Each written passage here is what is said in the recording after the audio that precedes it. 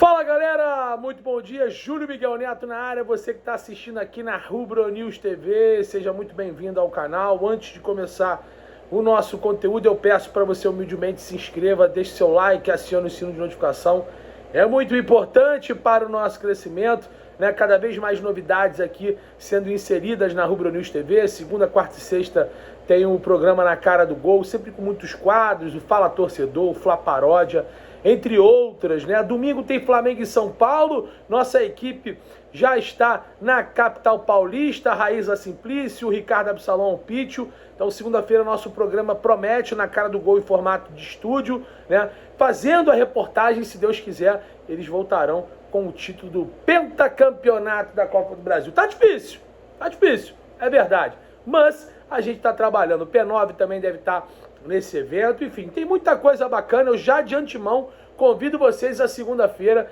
a assistirem o Na Cara do Gol, que vai estar imperdível, e aqui tudo indica, dois grandes convidados também vai estar com a gente na bancada lá no estúdio da Rubro News TV, beleza? E obviamente a gente não poderia falar de algo diferente sem ser a grande final da Copa do Brasil desta edição de 2023. Flamengo, que é o atual campeão, defende o título, mas está em desvantagem.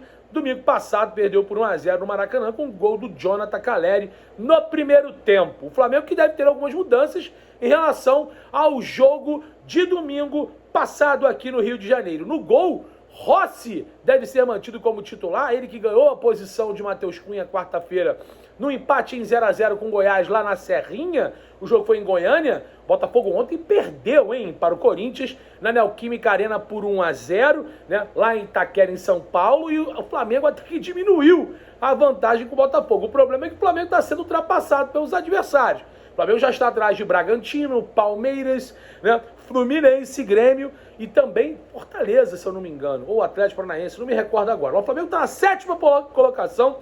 É absurdo, um time com faturamento e com, teoricamente, um dos melhores da América do Sul, tá? E só em 7º lugar no Brasileiro ser eliminado, como foi na Libertadores, e na final da Copa do Brasil está em desvantagem, perdeu, como eu falei há pouco, o primeiro jogo para o São Paulo.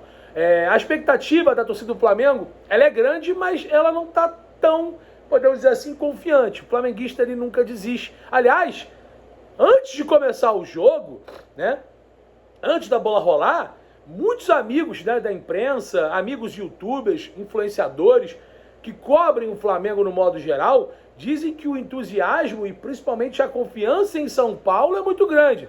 Lógico, torcedor do São Paulo a gente respeita, né? Obviamente ganhou o primeiro jogo por 1-0. Agora a imprensa paulista, todo mundo dando conta como São Paulo campeão, né? O certo é que teremos algum bicampeão da Copa do Brasil. O atual treinador da equipe paulista é o atual campeão da competição com o Flamengo. Trata-se de Dorival Júnior, e o Flamengo, por si só, como eu já falei, é o atual campeão da competição. Teremos um bicampeão, Flamengo ou Dorival? Coisas que o futebol e os deuses do futebol, né, pregam essas peças e sempre unem essas situações para que isso aconteça. O São Paulo, que nunca ganhou o torneio, o Flamengo é o atual campeão e tetracampeão da competição. Seguinte, é o Cicinho lá falando que já comprou a faixa, tem torcedor do São Paulo já tatuando a Copa do Brasil. Muita coisa sendo falada. Eu vou falar uma coisa para você, torcedor do Flamengo, e para jogadores do clube. A gente vai falar sobre a provável escalação. Se vocês não querem mais jogar pelo Sampaoli, que possivelmente terá o seu último jogo no mandato do Clube de Regatas do Flamengo, e pode, na minha opinião, o pior treinador da história do clube conquistar o título nacional. Acho que isso já aconteceu. É inacreditável. Isso pode acontecer com o Sampaoli. Se esses caras não querem jogar pelo Sampaoli, se alguns não querem jogar pela diretoria, que elas não tem que jogar pelo Flamengo. E se esses caras não querem nem jogar por eles, joguem por nós. Joguem pela instituição. E vocês são muito bem remunerados para isso, né? Então é isso. Sobre a situação da escalação, o Flamengo deve ter uma mudança, né? O Flamengo deve com um Rossi no gol, na zaga Wesley, Fabrício, Léo e Ayrton Lucas. E aí é o quarteto que enfrentou a equipe paulista. Aliás, o São Paulo não jogou um bom jogo. Aí o Flamengo conseguiu fazer uma partida pífia. O São Paulo foi menos pior. O São Paulo não criou muitas oportunidades, é verdade. No meio-campo, o Eric Pulgar volta ao time em relação ao jogo contra o Goiás, assim como o Léo Pereira tiveram desconforto e foram preservados, né? No meio-campo é a grande incógnita. Muita gente diz que ele deve recorrer ao quinteto. E até na capa aqui, a gente colocou o quarteto, porque ofensivamente falando, num passado não tão distante assim, deram muitas alegrias ao Flamengo. Eu falo de Everton Ribeiro, Arrascaeta, Bruno Henrique e Gabigol. Hoje é um pouco impossível a gente imaginar isso. O Everton muito mal fisicamente, né? Hoje é um reserva muito clássico, o Arrasca vindo de lesão. O Bruno Henrique muito bem, mas não foi tão bem nos últimos 2 jogos. Acho que o grande jogo que ele fez foi contra o Botafogo. Depois não foi tão bem contra o São Paulo, assim como o Goiás. Né? O Flamengo não conseguiu desenvolver um bom futebol com o Bruno Henrique, até porque também estava muito marcado e era a única grande forma do Flamengo ser perigoso. E na frente o Gabigol no lugar do Pedro. Para muitos o Gabigol vai ganhar uma chance nessa final por ser aquele cara de decisões, o predestinado. Outros cravam que o Pedro será titular. Tem alguns, inclusive, que dizem que vai ser trio ofensivo, assim como foi contra o São Paulo. Eu não gosto dessa escalação.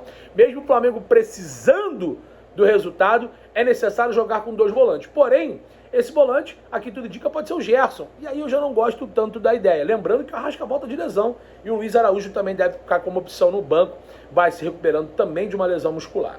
Então é o seguinte, a provável escalação que a gente teve acesso é Rossi, Wesley, Fabrício, Léo Pereira e Ayrton Lucas, Eric Pulgar, Gerson, Everton Ribeiro e Arrascaeta, Bruno Henrique e Gabigol. Ou seja, daquele time vitorioso, os 5 últimos atletas mencionados eram uma espinha dorsal. Na verdade era o Willian Arão, agora é o Eric Pulgar, Gerson, Everton, Arrasca, Bruno e Gabi. Futebol mudou. O Gabi vive um momento muito ruim, mas o Pedro também está longe de jogar bem. Aliás, o último gol do Pedro com bola rolando foi há 14, 15 jogos. Depois disso, só gols de penalidade. Assim como o Atlético Paranaense na Copa do Brasil, São Paulo com o time reserva no Campeonato Brasileiro, o Pedro não consegue desempenhar um bom papel, também quando tem oportunidade. Né? O Arrasca voltando de lesão, o Bruno também voltando de lesão, já um pouco mais distante, já está um pouco mais fora, dentro de forma, né? Ele estava muito fora de forma na época, agora já está com ritmo de jogo, está melhor fisicamente. O Bruno ali, acho até que dos 4, mesmo com a lesão mais importante, é o que vive o melhor momento físico. O Arrasca, como eu falei, voltando de lesão, o Everton muito mal fisicamente e não consegue tecnicamente desempenhar um bom papel, assim como o Gabigol. E você, iria com esse quinteto? Iria com Gerson, Everton, Arrasca, Bruno e Gabi? Deixa aqui seu comentário, deixa aqui sua opinião no chat. Eu de antemão falo a minha equipe, tá? Eu iria com Pedro no lugar do Gabigol, deixaria o Gabi para o segundo tempo, né? E dependendo da gravidade da lesão da Arrascaeta, eu preferia ter o Arrascaeta nos últimos 45 minutos do que os primeiros. Até porque não está 100%, em algum momento ele deve ser substituído se iniciar a partida. Eu iria dessa tática. Mas parece que o Sampaoli tem uma opinião diferente. A gente vai falar a possível escalação do Sampaoli também. Essa escalação de Gerson, Everton, Arrasca, Bruno e Gabi foi vazada por pessoas que trabalham lá no clube também. A gente começou a apurar com fontes, né? Agora, a informação que a gente também recebe em relação ao Sampaoli é que ele está ainda nessa dúvida de Arrascaeta começar no banco ou começar os primeiros 45 minutos. Eu quero a tua opinião. Meu time, que eu iria a campo, Eric Pulgar, Thiago Maia, Gerson e Everton Ribeiro. Deixaria o Vitor Hugo, que não está jogando uma boa partida, para o banco, assim como a Arrasca, que volta de lesão. E no ataque, Bruno Henrique e Pedro. Eu não iria com Gabi. Então eu deixaria Gabigol, Arrascaeta e Luiz Araújo como opções para o banco de reservas. Então, repito, provável escalação segundo uma fonte do clube. Cunha, Wesley, Fabrício, Léo e Ayrton, Pulgar, Gerson, Everton, Arrasca, Bruno e Gabi.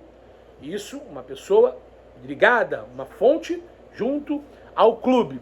Agora, em relação ao que a gente apurou, treinamento, conversas e com outras pessoas, é que ele deve com 2 volantes, Thiago Maia e Gerson, e o Everton Ribeiro, por ser mais experiente, deve ser o titular, o Vitor Hugo deve começar no banco. O certo é que, tentando pensar com o raciocínio de Jorge Sampaoli, é um pouco mais difícil, é um pouco mais criterioso a gente chegar a um denominador comum. Essa é a grande realidade. O Flamengo enfrenta amanhã a equipe do São Paulo no momento físico ruim, no momento tático equivocado, no momento psicológico muito afetado, mas o torcedor do Flamengo é diferente de tudo e de todos. E realmente o Flamengo vai entrar para essa final, a gente espera, com vontade de ser campeão. Pelo menos a gente pensa isso. E olha, pega essas imagens lá do Cicinho, do treinador do treinador não, do jogador que tatuou lá a Copa do Brasil. Tente realmente vocês, torcida do Flamengo, jogadores do Flamengo, comprar a ideia da torcida. Entrem por nós, já que vocês realmente não estão, parece, né, muito preocupados com o desfecho, quem será o novo treinador, se será campeão ou não, joguem por nós. Realmente busquem esse título, até porque o Flamengo não pode ficar de fora de uma Libertadores, e nesse momento, via brasileiro, está fora. O Flamengo nunca deixou de disputar, uma Supercopa do Brasil depois desse novo formato. Se o Flamengo não na Copa do Brasil, ficará de fora. Então, é isso. Outras pinceladas rapidamente, né? O Bernardinho, né? Grande figura, ícone do vôleibol brasileiro, e ele que já foi treinador da seleção feminina, masculina. Ele é coaching do Flamengo, né? Ele é uma espécie de coaching. Ele também é treinador do time feminino de voleibol do Flamengo. Ele se deixou à disposição, se colocou à disposição para ajudar em alguma coisa em relação a organizar o elenco, a ajudar realmente a administrar esse elenco. Eu acho muito bacana, cara. O Bernardinho é um cara muito capacitado e o Flamengo tem um baita profissional lá, né? Não é do futebol, mas entende muito de gestão e de pessoas. Então, ele se colocou, inclusive, à disposição para ajudar o clube. Muito legal, muito bacana. E se eu sou realmente um dirigente do Flamengo do futebol, eu iria olhar isso com muito carinho. Tá aí a dica. E aí, gosta dessa ideia? Eu gosto muito. Acho o Bernardinho fantástico. E seria muito bacana ter ele inserido aí como coaching, né? Ou então como um cara que realmente pudesse mexer com esse elenco do Flamengo a partir de 2024. Lembrando que nós já tivemos outras situações parecidas, né? O Bebeto de Freitas, ele foi treinador de voleibol e já também foi dirigente do Botafogo. Aliás, foi aquele dirigente que ficou conhecido na época do Chororô, mas ele era um baita de um profissional também, inclusive falecido, Bebeto de Freitas. Então, quem sabe, né? Vamos ver se realmente o Flamengo seria capaz de inserir aí o Bernardinho nessa gestão, né? Junto com o elenco do futebol do clube para 2024. Outra situação importante também, bom lembrar, é que o Bruno Mendes, hein? O Corinthians ontem venceu o Botafogo por 1-0. A gente trouxe essa informação lá atrás. Muita gente hoje replica, confirma, não dá crédito. O Flamengo, sim, tem conversas avançadas com o staff do Bruno Mendes, uruguaio de 24 anos, compatriota, né, do Arrascaeta e do Varela, do elenco do Flamengo, inclusive de seleção uruguaia, joga de zagueiro de lateral direito, vem dificultando a renovação com o Corinthians, e se não se acertar lá, tem tudo alinhado e verbalmente acertado com o Flamengo, né, que pretende já, quem sabe, né, anunciar o primeiro reforço para 2024, e o Bruno Mendes tem grande chance de ser mais um reforço do Flamengo, ou então mais um jogador no elenco, né? Porque esse negócio de reforço, eu vou até mudar um pouco a minha oratória, nem sempre você contrata reforço, embora acho o Bruno Mendes, não acho mau jogador não, é um jogador polivalente, né?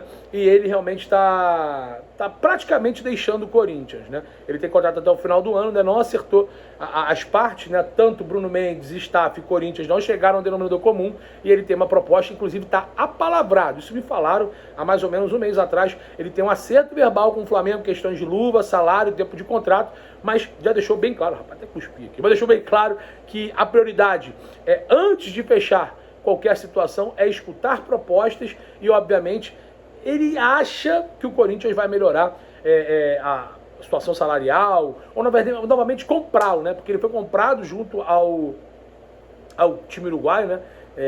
O Wanderers, eu não lembro agora, né? E aí, na verdade, é o seguinte, os caras querem comprar ele de novo, né?